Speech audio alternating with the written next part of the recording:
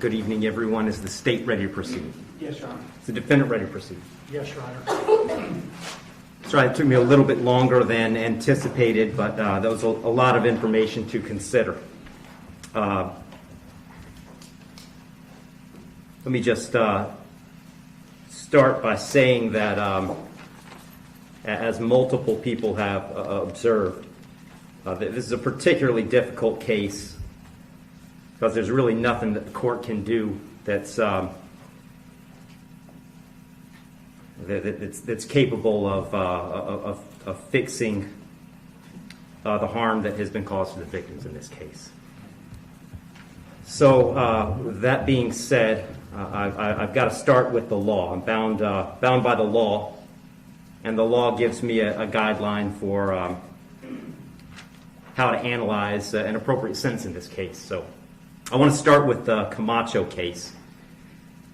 It's really the first thing I need to address is whether or not the court's going to depart from the minimum in this case, which is 222 months or approximately 18 and a half years in the Florida State Prison as a minimum.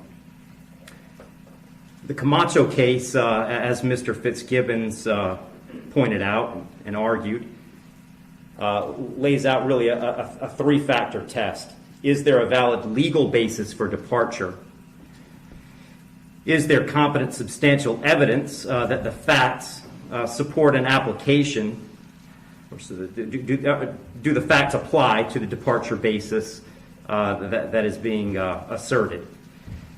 To both of those questions, I answer those yes. There is a valid legal basis for departure, and there is competent substantial evidence that would support a departure. And really, I'd find that as to all of the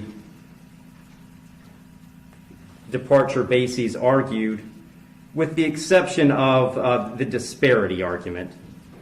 I'll just comment on that one for a moment. The defendant has argued that an available basis for departure is the disparity between the guidelines and the sentence that Mr. Barano got. I don't agree with that. I agree that disparity could potentially be an available legal basis for departure. But in this case, I don't think it applies because I do think that there are important substantive differences between the facts as applied to Mr. Barano and the facts as applied to Mr. Heyrin. The state's put those on the record. I won't elaborate on it too much other than to say I think that the difference, the age of majority for Mr. Heyrin is one of those. But mostly I just think that the facts are different as between those two defendants. And so I don't believe that the facts in this case support that as a departure basis because I believe that a disparity in sentence between Mr. Barano and Mr. Heyrin is appropriate in this case.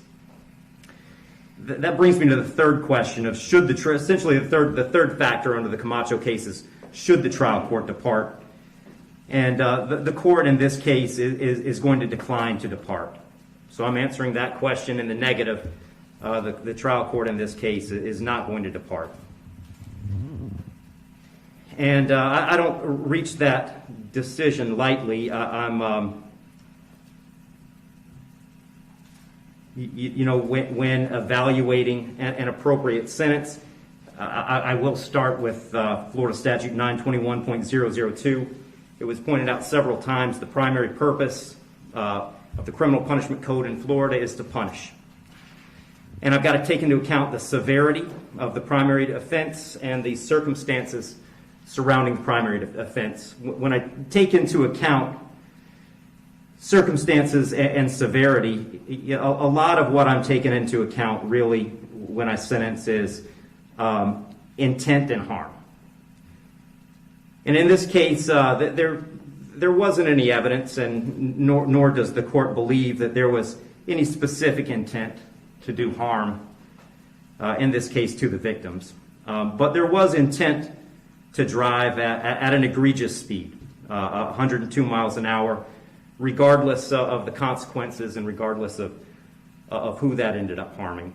And then the second part of that, the second component, is the harm caused. And in this case, it's just impossible to have greater harm than the harm that occurred in this case, which was the loss of a mother, loss of a baby, and really the loss of a family as it existed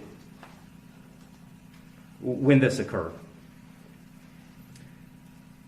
I did consider, I also want to make a record, I did consider sentencing Mr. Heyrin as a youthful offender, but for the same reasons that I'm discussing, I didn't think sentencing him as a youthful offender was appropriate. I agree that youthful offender was something that the court could have done. I did consider it. I carefully considered it.